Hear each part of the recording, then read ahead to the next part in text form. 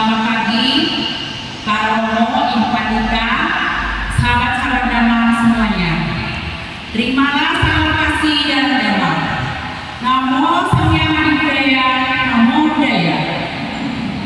Terima kasih kepada Pasaka Panika Suryamita yang telah memberikan waktunya kepada saya untuk memberikan Dhamma pada minggu pagi ini.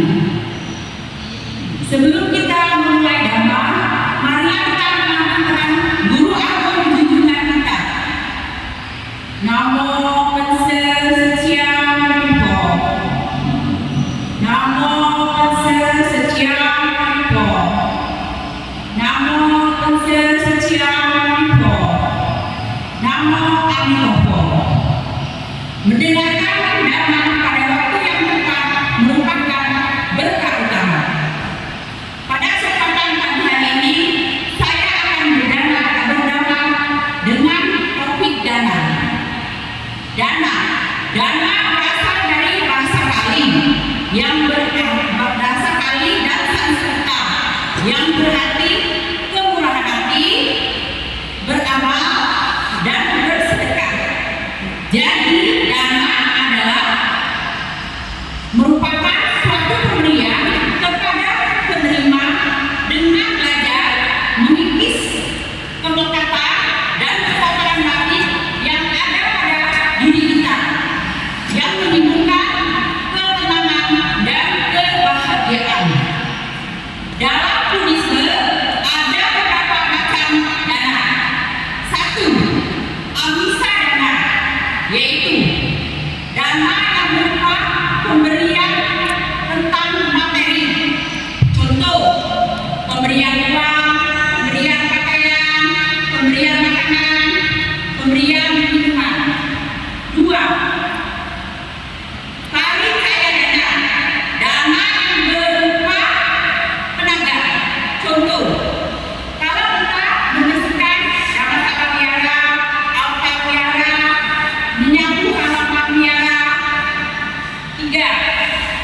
Abhaya dana, yaitu dana yang berupa memberikan perlindungan, keamanan, dan rasa nyaman. Contohnya, yaitu suatu kita sedang berjalan, kita bertemu dengan anak kecil yang sedang dikejar-kejar oleh orang gila, maka kita dengan senang hati kita menolong anak tersebut dan memberikan perlindungan kepadanya agar tidak dikejar lagi dengan orang gila tersebut. 4. Dana yang berupa pemberian ajaran-ajaran Dhamma. Contoh seperti menulis, membaca, menyunting buku-buku Dhamma, dan juga korban Dhamma. 5. Tawara dana yang bersifat tahan lama. Contohnya yaitu pembangunan wihara, pembangunan sekolah, pembangunan gedung, pembangunan jembatan. 6. Atawara dana, contohnya yaitu dana yang bersifat tidak tahan lama, yaitu pemberian makanan, pemberian pakaian, pemberian sepatu, pemberian tas. Di dalam Buddhisme juga diajarkan cara-cara berdana. Apakah itu? 1. Kita berdana dengan keyakinan. Dengan keyakinan, maksudnya dengan keyakinan kita berdana, kita waktu akan memberi. Pada waktu memberi dan pada waktu sudah memberi, kita berkeyakinan hati kita akan tenang, tentram, damai, dan bahagia. 2. Berdana dengan cara rasa hormat. Maksudnya kita berdana dengan rasa hormat, santun, tidak egoisme, dan tidak menyombongkan diri. 3. Berdana dengan kemurahan hati. Maksudnya pada waktu kita berdana, kita dengan kemurahan hati,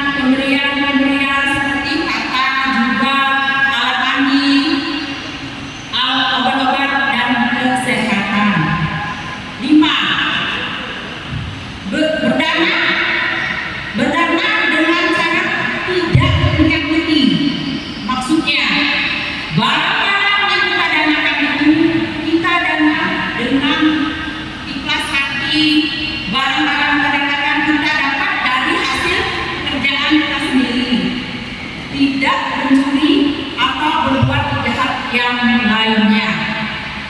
Nah, manfaat dari budaya. Satu, kita belajar mengikis kekotoran-kekotoran batin yang ada pada diri kita. Karena apa? Karena kita sebagai umat biasa, kita banyak sekali memiliki loba, dosa, dan mohon. Jadi dengan budaya kita bisa membuang sedikit-sedikit inesa-inesa kotoran-kotoran yang ada pada diri kita. Dua, manfaat budaya yaitu kita bisa meringankan beban penderitaan orang lain walaupun hanya sedikit.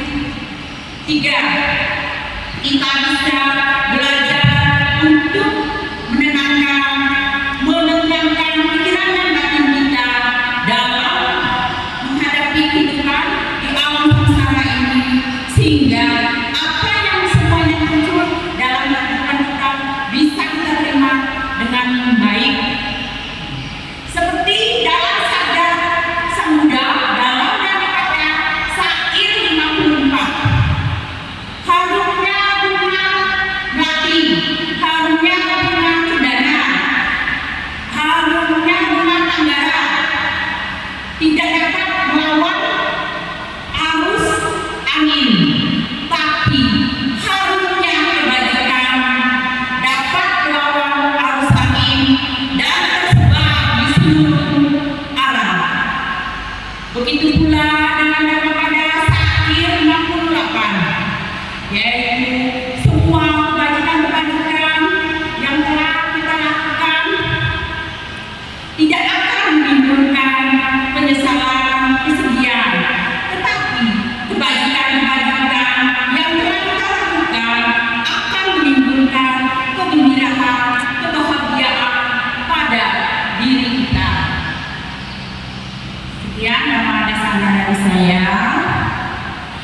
Kita sebagai umat Buddha, marilah kita bersama-sama kita belajar praktik Buddha Dharma yang diajarkan oleh guru agung kita, di mana Dharma ajaran dari guru agung kita yaitu indah pada awal, indah pada pertengahan, dan indah pada akhirnya.